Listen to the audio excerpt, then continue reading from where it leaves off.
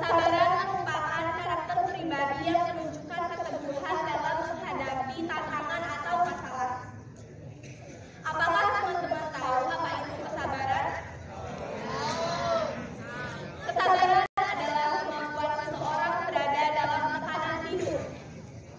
Seseorang yang idealis atau menjunjung tinggi cita-citanya akan terus mendapatkan tantangan. Ia disebut orang yang sabar karena terus memegang teguh idealismenya dan tidak terhanyut oleh godaan. Bagaimana sih ciri-ciri orang yang sabar? Orang yang sabar memiliki ciri-ciri sebagai berikut. Pertama, orang yang sabar memiliki ciri-ciri tidak tergesa-gesa dalam bertindak. Kedua, orang yang sabar adalah orang yang tekun dalam menjalankan sesuatu. Ketiga, orang yang sabar adalah orang yang mampu mengendalikan diri dalam segala situasi. Keempat, orang yang sabar adalah orang yang mampu mengendalikan dirinya dengan lingkungan.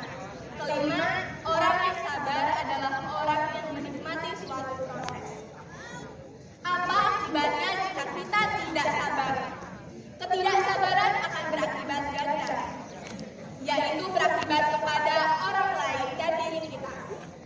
Kalau kita tidak sabar dalam menjalankan tujuan hidup, maka orang lain juga akan terkena dampaknya.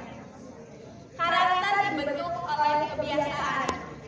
Oleh sebab itu, kebiasaan karakter pun dapat berubah menjadi lebih baik atau berubah dari baik menjadi buruk. Tempat pembentukan karakter adalah lingkungan, baik dari lingkungan keluarga, masyarakat, bangsa, negara, dan nilai yang dianutnya, seperti nilai budaya dan nilai agama. Cukup sekian yang dapat saya sampaikan. Mohon maaf bila ada kekurangan, karena kesempurnaan itu hanya milik Allah Subhanahu wa Ta'ala. Saya pamit undur diri. Wassalamualaikum warahmatullahi wabarakatuh.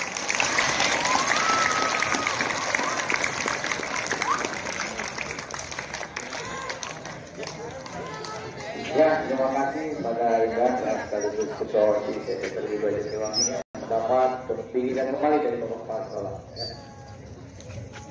Berikutnya dari kelas 8. Ya. Sebanyak 166. Buku ini juga menceritakan tentang kisah Bilal, yang sebagaimana kisah Bilal menjalani kehidupannya saat di zaman perbudakan.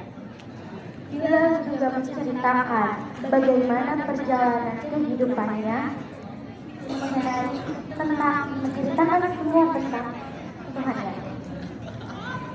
Bilal juga menceritakan semua tentang perjalanan hidupnya saat dengan Rasulullah Shallallahu Alaihi Wasallam.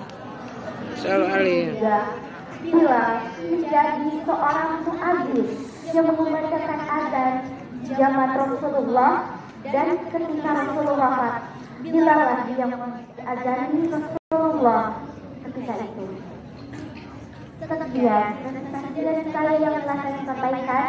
Semoga dengan diadakannya gerakan literasi sosial, gerakan literasi sekolah dalam kegiatan bulan bahasa ini dapat menambah ilmu dan wawasan untuk kita semua. Amin ya rabbal alamin.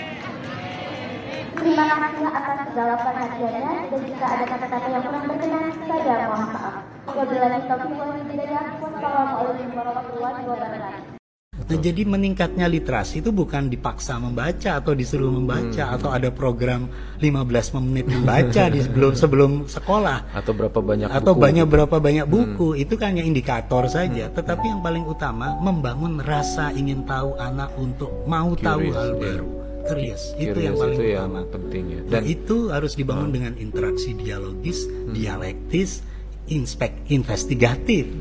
Cara belajarnya investigatif itu misalnya begini, kenapa kalau kesetrum listrik itu bisa mengakibatkan kematian? Kenapa?